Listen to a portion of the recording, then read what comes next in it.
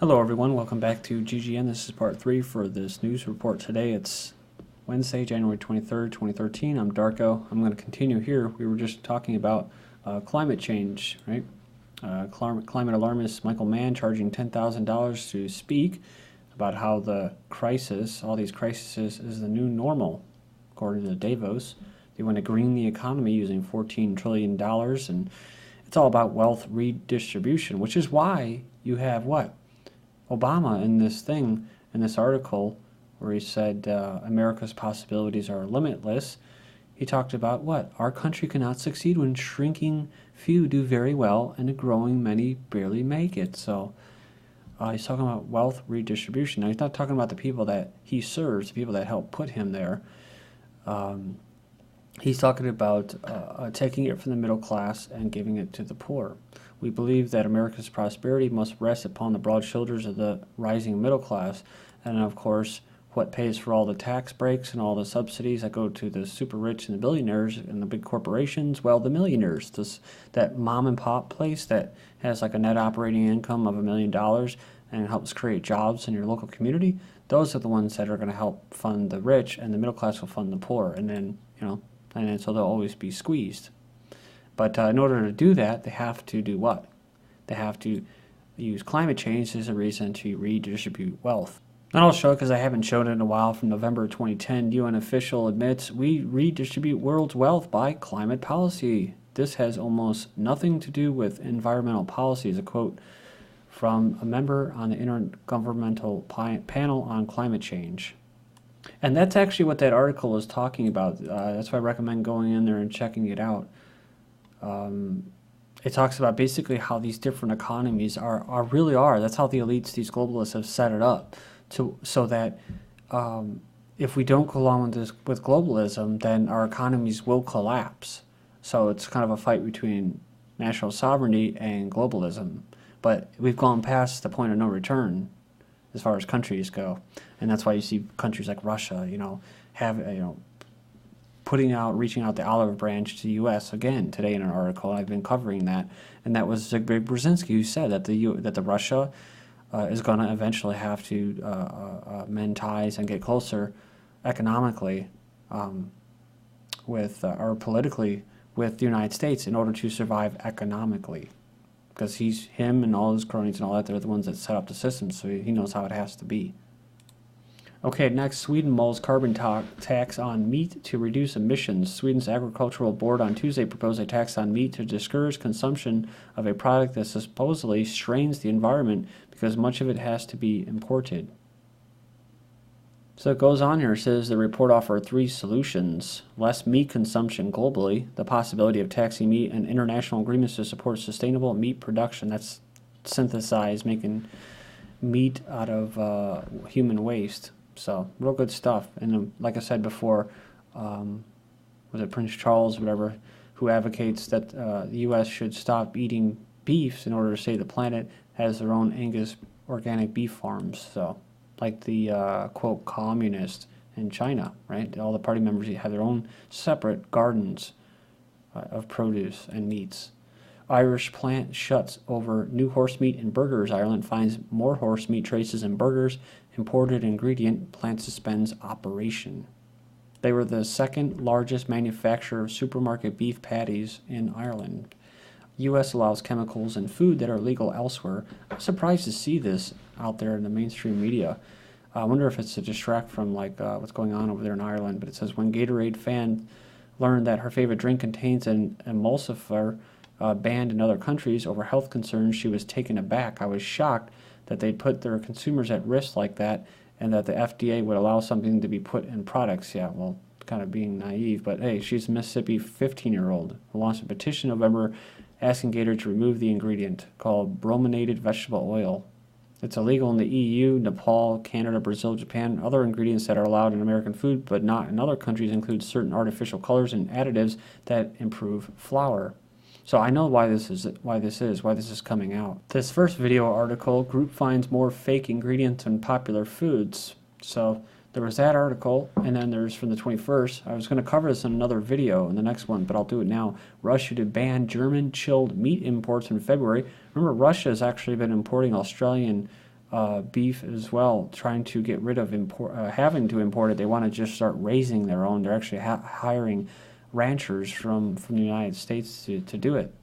So it says Moscow-Berlin ties have been frosty. Russia requires testing for ractopamine, for meat from the U.S. It says Russia will stop importing chilled meats from Germany. Remember, that's Aldi. That's the one that was tied up with the Irish scare as well because of health concerns. The thing is that we cannot accept guarantees from Germany's veterinary service. We have lots of questions to ask them. So it says our existing veterinary service is not perfect. And it goes in there and include the ban comes against a background of frosty relations between Moscow and Berlin. But maybe they just want to have healthier food for their people or for themselves, for the elites. Who knows, right? American milk banned in Europe because it does no body good. So, but it goes on here and it says that as a mother and as a parent, you always hear the campaigns of milk marketers. Milk, it does the body good, and got milk. I've been led to believe that milk is needed, especially by young children, for bone growth, brain development. I asked the question, why is U.S. produced milk banned in Europe? It turns out in '94, the U.S., most of you already know this, FDA approved the use of a recombinant bovine growth hormone, RBGH, in its milk, and it's believed to increase the risk of cancer. Public Health Committee confirmed early reports of excessive levels of this IGF-1, including high potent variants in milk, pose major risk of cancer, particularly breast and prostate, besides promoting the growth and invasiveness of cancer cells by inhibiting their programmed self-destruction. So, you know, I'm not sure, I'm not going to tell you because I'm not a doctor, but how much nutritional value milk may have. But the milk that's served, that has the growth hormones, antibiotics, that is pasteurized and homogenized in the United States, it probably will do you more harm than good. I mean, it's like weaponized food, because milk is kind of semi-considered a food, even though it's liquid. And it's pretty bad. It could do some real damage in there. So I'd recommend not drinking it. And if you are, try to get unpasteurized, unhomogenized, without growth hormone milk, raw milk basically. And remember I mentioned about dairy farming industry. They're literally an extension of the government. They're a big complex that nobody talks about. Dairy farmers to get $158 million in price-fixing settlement. The Dairy Farmers of America Cooperative and several related entities. I love that, several related entities. Have agreed to pay $158 million to settle allegations that they conspired to fix the price of milk in the Southeast. So not a very big surprise like the beef industry, right? And just think, if you didn't have this huge dairy industry conglomerate or cooperative along with the big, huge beef industry, you'd probably have more localized, healthier food. And when there was health scares, it wouldn't really concern most people because they bought their food locally. Subway hit with class action lawsuit after a photo of too short sub went viral. Again, I couldn't believe this when I heard about stories about people getting all up in arms about this. I'm like, dude, there's so many more problems. There's so many more problems to be up in arms about. I mean, there was actually people petitioning and protesting. It's like, Jesus Christ, man, why don't you go after people, put groups together to go after like the Federal Reserve System or fraudulent bankers or just whatever, a Monsanto, the people that give children narcolepsy, you know, these pharmaceutical companies that damage and kill people and maim them, right? Experiment on them. No, they go after Subway, of all things. And it's like, granted, Subway probably isn't, who knows whether it's GMO or not, but I mean, for a foot long, it's not a bad price, $5, and you can get filled up, you know what I mean? But I don't know. To me, it just seems like people will bitch about anything because they feel like, ooh, well, I have no power over the economy. I have no power over politics, and I'm a victim, right? I have a victim mentality, so I'm just gonna go ahead and lash out on other victims. Again, that same scenario here. Literally bite the hand that feeds them. So then you have this. iRobot, would you like fries with your burger? So it's bad enough that there's hardly any jobs, but retail jobs and working at McDonald's and as a janitor with a PhD. Says California's Silicon Valley is in the throes of giving birth to its next world-changing technology robots. Remember, we just covered this about how there's actually the first robot that's going to be born It's like in 9 months or something like that.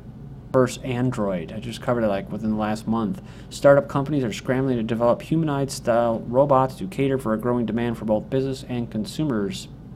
So, some companies developed a robot designed to take the place of humans in burger restaurants, designed entirely replace 2 to 3 full-time kitchen staff. It can grill a beef patty, layer it with lettuce, tomatoes, pickles, and onions, put it in a bun, and wrap it to go with no less than 360 times at an hour. So it believes kitchen robots are not only more cost-effective than humans, they also are more hygienic, which is a good reason. I mean, you got to admit, there's nothing more frustrating than going to the drive-thru, or just going whatever, and not getting what you ordered, right?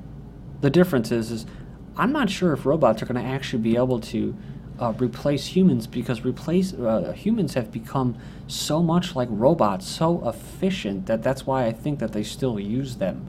You're still going to have people that are so desperate to be able to make ends meet that they're just going to kill themselves working at these small retail chains making a minimum wage, and that moving fast, where I've seen these things move, and they don't move that fast. So I still think it's going to be a little bit time, because again, humans are just they're kind of like robots. They have AI, they have intelligence. I mean, and they work fast. So until that happens, until robots can start moving faster than humans, I think their job isn't at threat yet.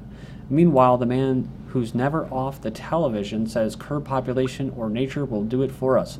Wildlife legend Sir David warns that mankind is a plague on the earth, a plague on the earth. He warned that the world must limit population growth. He made comments in a frank interview with Radio Times. So, because he's really speaking to the other elites, you need to step up the eugenics, you need to step it up, the economic warfare, you need to step it all up. The vaccinations, pushing the climate change, thus eco-fascism. Television presenter is a patron of the Population Matters charity. So he described mankind as a plague on the earth and issued a stark warning that the world must limit its population growth. This is an 86-year-old. Presenter bleakly predicted that if humans do not curb the burgeoning populations, that nature will do it for us. In other words, they will. Kind of like this, Prince Philip in 1984, humanity reaching plague proportions. Remember this report from the 22nd, David Attenborough's plague comment, preceded by another one, Prince Philip. Plague comments by the famous BBC presenter literally echo statements made by His Royal Highness Prince Philip, who in 1984 bluntly pointed out that humanity is reaching plague proportions. You can go in there and watch that. I made a whole video about basically about genetically modified humans. Genetically modified humans to save the planet. That's pretty spooky stuff. Born shorter and stuff like that. And it says here, Oxford professor says genetically altering unborn babies' personality is a moral obligation. Genetically screening our offspring to make them better people is just responsible parenting, claims an eminent Oxford academic. And they're actually talking about not just for people with physical abnormalities or deficiencies, but moral deficiencies. That was in Scotland where they were calling for that. People who come from a bad criminal background should not be able to procreate. Professor and the editor-in-chief of the Journal of Medical Ethics said that creating so-called designer babies could be considered a moral obligation as it makes them grow up into ethically better children. This based on a few genetic links to personality disorders. Again, psychiatry designed by the elites for them to control us. He said that we should actively give parents the choice to screen out personality flaws in their children, as it is meant that they were less likely to harm themselves and others. Sorry, would-be Neanderthal mom's story a big mix-up. George Church says the whole thing is a misunderstanding. He says we have no projects, no plans, no papers, no grants for a Neanderthal baby project. They were looking for a surrogate mother, basically. He says bringing back the Neanderthals is theoretically possible in the book, but he goes on and he says that they have ethical issues down here, societal and safety questions would need to be addressed. It's my own theory. I haven't really heard too much of this, but I honestly think that Neanderthals were wiped out by another species. They were part of a genetic experiment, and the experiment that came after them, which are known as Homo sapiens in it, basically they took them out. So they needed to go. But I think it would be cruel. I think it would be really cruel if they brought them back, kind of like the woolly mammoths, which we're also talking about bringing back, because this isn't the same environment, the same climate. And I think it would just be really messed up because they'd be used to being free and now they wouldn't be.